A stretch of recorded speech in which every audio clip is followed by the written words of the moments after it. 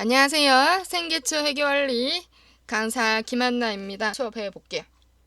여러분, 회계원리 하니까 일단은 회계가 뭡니까? 이래 물어볼게요. 제가 회계란 무엇이냐를 물어보면은 보통은 선생님 돈이요 또는 좀에 전산회계 배웠다 싶고 회계를 좀 맛이라도 봤다 또는 회계 수업을 들었는 학생분들은 이렇게 말씀하셔. 아, 자산 부채 자본이요. 그럼 물어보면 되잖아. 자산 뭐고? 돈이요. 참 막막합니다.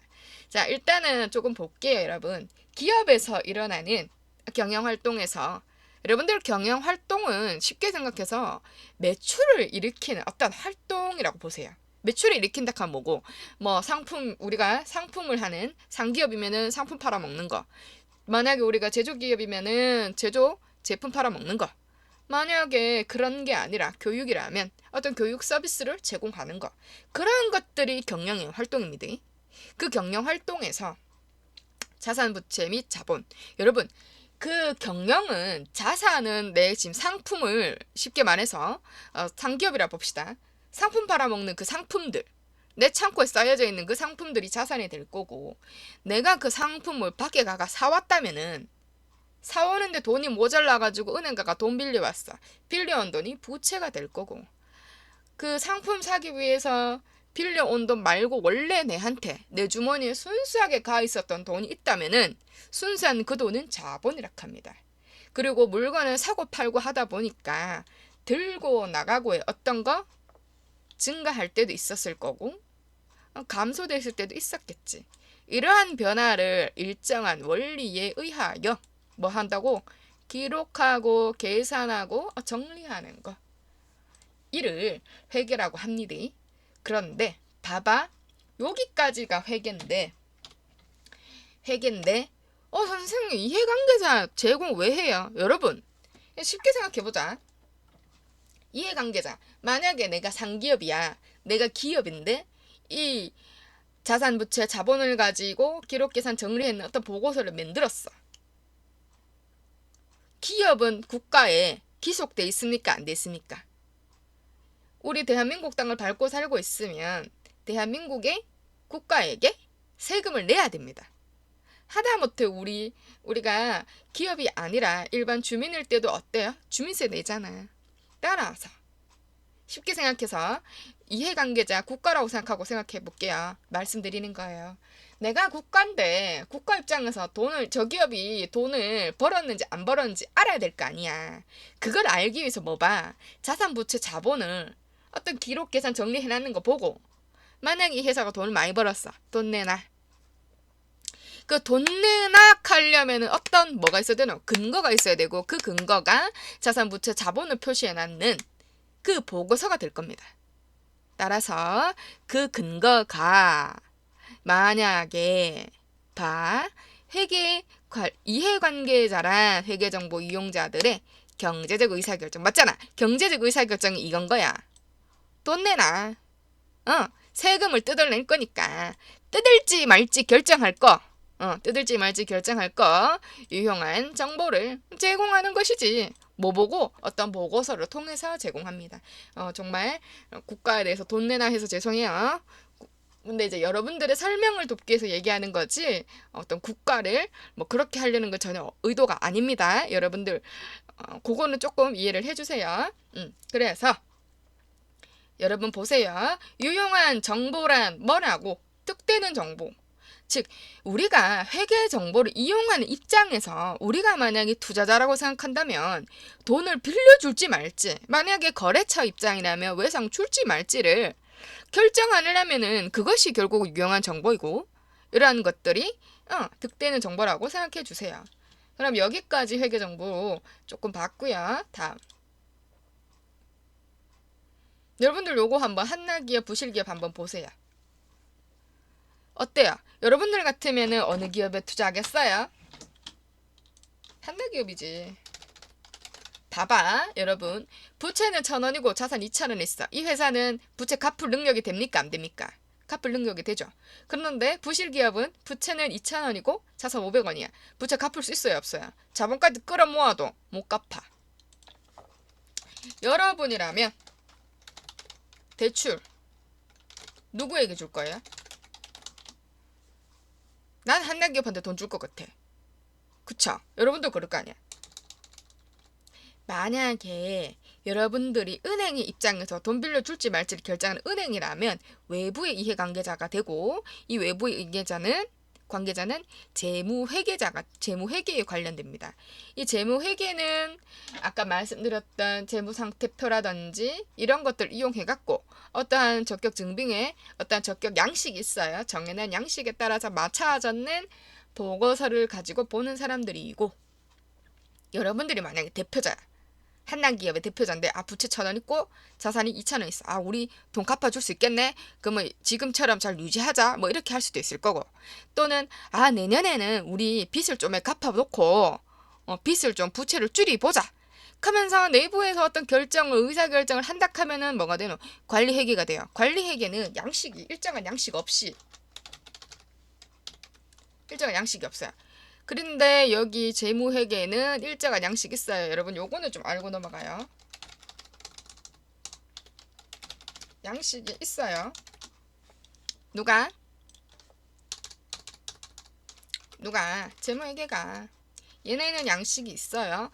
그래서 여러분 이 양식이 있다는 건 어떤 규칙에 정해져서 일반 기업회계 기준에 의거해서 재무상태표를 작성한다든지, 손익계산서를 작성한다든지, 현금흐름표를 작성한다든지, 이를테면 주석 등도 있을 거고, 각각의 이러한 서류들을 작성해야 합니다. 그러나 관리회계는 우리끼리 볼 거니까 엑셀로 만들든 한글로 만들든 양식에 의미가 없어요. 막 만든 거야. 어지간하면 대표님이 보기 좋겠죠. 그런 식으로. 여기까지 이해가 되셨습니까? 회계란 여러분 이제 드디어 나왔습니다. 기업의 재무 상태를 파악하는 것은 이라고 했어요. 여러분 재무 상태를 파악한다고 했을 때 제가 여기 상태표를 그려놨어요. 보통 여기를 왼쪽을 차변이라 하고 여기를 대변이라 하는데, 이것은 일정한 약속되어 있는 것으로서, 선생님 차변이 왜 왼쪽이에요? 저도 몰라요. 근데 약속해놨대요. 그렇게 하기로. 여러분들 회계는 약간의 암기와 약간의 공식으로 이루어졌다 생각하면 돼요. 약간 100% 수학은 아니면서 조금 이해를 필요로 하고, 또 수학도 조금 필요하고, 다행인 것은 계산기를 써도 돼요. 그러나 이 어떠한 양식에 들어가는 어떤 공식, 일종의 쉽게 생각하면 공식이라고 생각하면 좋겠죠. 이 공식을 조금 알고 이 공식을 잘 응용할 수 있는 거가 회계예요. 그래서 봅시다. 일정 시점 12월 31일 현재라고 한 것이 재무상태표고요. 만약에 여러분 생각해봐요. 매출이 들쭉날쭉해. 그럼 어떻게 되겠어? 자산이. 어떨 때는 내 창고에 5월 달에는 창고가 비었고, 어떤 때는 9월 달에는 창고가 올랐어. 이 확정된 재무상태표 가지고 뭐 하냐면 이익잉여금 처분 계산을 해요. 만약에 이익잉여금이 당기 순이익이 나지 않았고, 즉 벌은 돈 일절 없으면 이익잉여금 처분할 필요 없겠지. 처분을 할지 말지 결정하려고 하면은 재무상태표가 일정 시점이어야 되겠지. 만약에 기간이라면은 들쭉날쭉한데 뭘 보고 처분을 하겠어요. 그렇게 생각을 합시다. 접근을 할 때. 그러면은 1년 중에 12월 31일인 이 결산일 현재에 만약에 내가 돈을 벌었다면 이 벌었는 돈을 가지고 뭐 한다고? 1년 동안 총 벌었는 걸 12월 31일 날에 결산해가. 그럼에도 돈 남았으면 이익잉여금 처분을 하는 거야. 주주한테 배당을 줄지 말지를 결정한다 이 말이죠. 자, 여러분 제가 여기 써놨죠. 자산을 1,000원, 자본 순수한 내 돈 써놨잖아. 만약에 여러분 이 자산 부채가 있잖아요. 자산이 1,000원, 그러니까 이 김한나 강사가 자산이 내 주머니 1,000원 있어요. 근데 선생이 돈이 없어서 떡볶이 사 먹어야 되는데 돈이 없어. 친구한테 700원을 빌렸어. 그리고 300원은 원래 갖고 있던 돈이야. 요거는 순수한 내 돈이죠. 즉 갚아주지 않아도 되는 돈을 내 돈이라 해요. 자산은 부채 플러스 자본이에요. 그러면 만약에 자산이 부채가 1,000원 있어. 비록 갚아줘야 하지만 일단 간에는 내 주머니에 1,000원이 있다는 것은 뭐예요? 자산이 1,000원이 있다라고 보면 돼요. 왜? 자산을 이루고 있는 것에는 부채와 자본이 있으니까. 이렇게 좀 보세요. 자산 안에 부채랑 자본이 있다. 이렇게. 만약에 여러분 거꾸로 생각해봐요. 자산은 1,000원 있어. 자산은 1,000원 있어. 부채는 500원이 있어. 자본은 얼마야? 500원이겠지. 만약에 자본은 600원 있어. 부채는 얼마야? 라고 물으면 여러분 답할 수 있겠죠? 400원. 요렇게. 요런 것들을 조금 알고 있어야 돼요. 그래서 제가 그리고 여러분 요 그림 보여요? 요거 하고 요렇게 돼 있는 거. 요거를 우리는 뭐라고 하냐면 T 계정이라고 합니다. T 계정이라고 하고 요건 약속된 말이에요. T 계정이라고 보시면 되겠습니다. 그리고 재무상태표의 등식은 자산은 부채 플러스 자본이다. 요 정도는 알고 계세요. 자, 회계란 경영 성과가 뭐예요, 여러분? 제가 말했죠. 요 밑에 보세요. 일정 기간인 1월 1일에서 12월 31일까지 수익 비용을 파악하는 것이다. 수익 비용을 파악하는 게 경영 성과입니다. 뭐라고요? 수익 비용을 파악하는 것이 여러분 경영 성과예요. 그리고 이 손익계산서는 차변에 비용이 발생하고요. 수익은 대변에 발생합니다. 잘 봐요. 얘는 기간이에요. 기간. 1월 1일에서 12월 31일까지. 여러분 보세요. 회계에는 대차 평균의 원리가 있어요. 그래서 차변과 대변을 항상 일치해야 한다라는 대차 평균의 원리가 있는데 나중에 조금 더 상세하게 설명을 드릴게요. 지금은 알고만 가세요. 자, 좀 더 볼게요. 만약에 제가 써놨어요. 총 수익, 매출을 집계를 놔 보니까 일단은 영업의 수익이나 이런 것들은 요즘은 지금은 다루지 않을 거예요. 그냥 순수하게 쉽게 가요.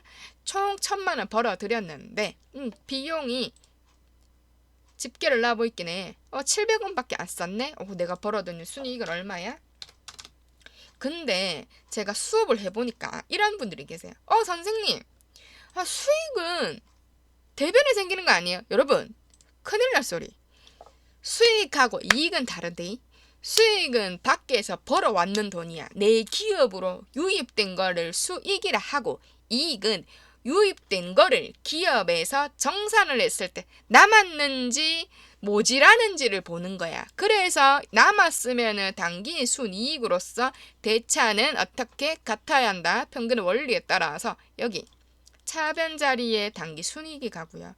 만약에 비용이 1,200원 1,200원이면 당기에 손실 생겼죠?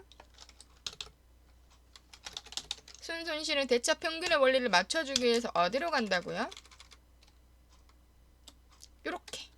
그러면 대차는 서로 같다 해서 왼쪽에 됩니다. 따라서 순이익은 뭐냐면은 순이익은 말 그대로 유입된 돈을 가지고 외부에서 유입된 돈을 가지고 밖으로 쏟아낸 비용은 밖으로 나간 거야. 여러분 봐봐. 만약에 근로자들한테 돈을 줘도 그 돈이 우리 기업에 남아있어요? 아니야. 유출돼서 나갔어. 없어. 맞잖아. 다만 생각을 쉽게 하세요. 소모품비 같은 비용도 어때? 통신비도 어때? 나갔잖아요. 나갔다고. 없어졌잖아. 근데 왜 나갔어? 내가 우리 상기업을 생각했을 때 상품을 팔아먹기 위해서 어쩔 수 없이 쓸 수밖에 없는 비용들이잖아. 이러한 비용 빼고도 남았냐 줄었냐를 보는 게 손익계산서예요. 손익계산서를 확정 지어 주셔야 됩니다. 여기까지 이해가 됐을까요?